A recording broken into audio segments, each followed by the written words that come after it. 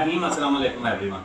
आज की वीडियो में हम बात करेंगे एक ओवरसीज पाकिस्तानी हाजी मोहम्मद उस्मान की, जिसने अपनी सारी ज़िंदगी इस उम्मीद पर सऊदी अरेबिया में गुजार दी कि शायद वो अपने बच्चों को अच्छा फ्यूचर दे सके और एक सर्टेन टाइम पर वो इतने पैसे जमा कर ले कि पाकिस्तान में एक अच्छा सा घर और एक अच्छा सा कारोबार शुरू करके पाकिस्तान में शिफ्ट हो जाए।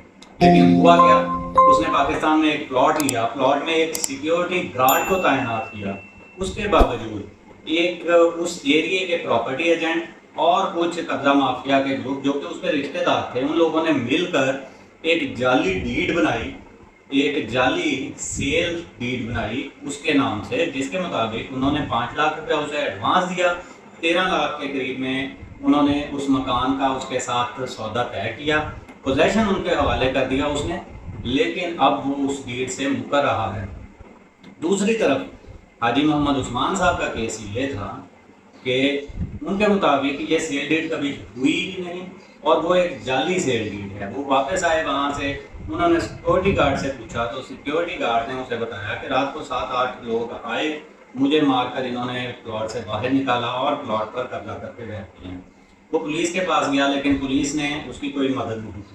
उसके बाद कुछ वकला से मिला, वकला ने भी उन्हें बताया कि आप कंप्रोमाइज़ कर लें, कुछ ले देकर इसी तरह से इस मामले को सेटल करवा देते हैं, हम हमारा हिस्सा आप हमें दे दीजिएगा और कुछ पैसे उनको दें और आपका प्लाट शायद आपको वापस मिल जाए, या फिर जिस तरह से वो कहते हैं उस तरह से आप कर लें, आपका हम कंप्रोमाइज़ करवा देते हैं। अदरवाइज़ अदालत में आपको 10, 12, 15 साल लग सकते हैं और उसके बाद भी हो सकता है एंड कंप्रोमाइज़ पर।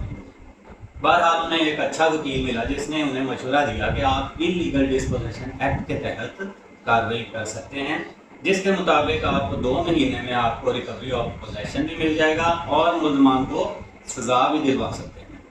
उन्हें यह मशवरा अच्छा लगा, उन्होंने एक कंप्लेंट फाइल कर दी, लेकिन सेशन जज ने कंप्लेंट ये कहते हुए खारिज कर दी कि मैटर क्योंकि सिविल कोर्ट का रेगुलेटेड है और सिविल कोर्ट में मामला चल रहा है, जब तक सिविल कोर्ट और रेवेन्यू में मामला तो पेंडिंग है या सिविल कोर्ट और रेवेन्यू जिस मामले को डिसाइड कर चुका हो उसमें ये कंप्लेंट मेंटेनेबल नहीं है और इलीगल डिस्पोजेशन एक्ट की सेक्शन 3 और 4 के मुताबिक उस कंप्लेंट को एंटरटेन नहीं किया जा सकता। बहरहाल हाजी मोहम्मद उस्मान साहब ने हिम्मत नहीं हारी, वो हाई कोर्ट में गए और हाई कोर्ट ने फैसला उनके हक में दिया और सेशन जज के फैसले को उड़ा दिया।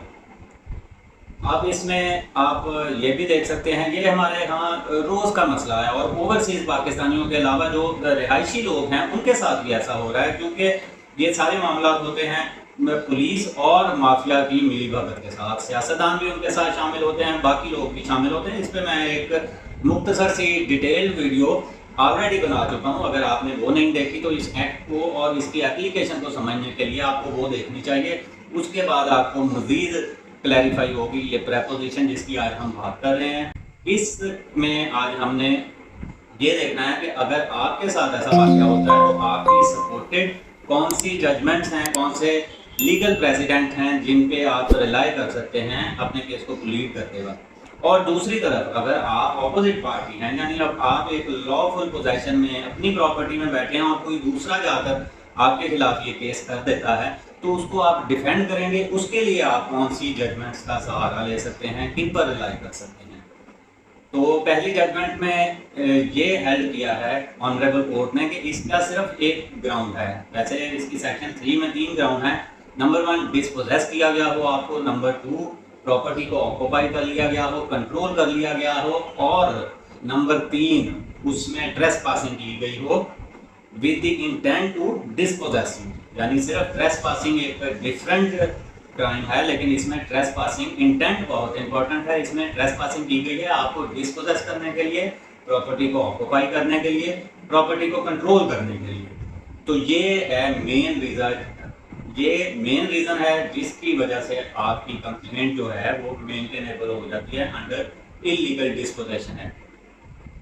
जिसके बाद आप 2 महीने के अंदर अंदर अपना पोजेशन भी वापस ले सकते हैं और जो मुल्ज़मान है, जो कब्जा माफिया है, उसको आप 10 साल तक की सज़ा भी करवा सकते हैं। लेकिन इसमें ये बात भी याद रखने की है कि अगर आपकी कंप्लेंट गलत साबित हो जाती है तो उसके ऊपर आपको भी 5 लाख तक जुर्माना देना पड़ सकता है।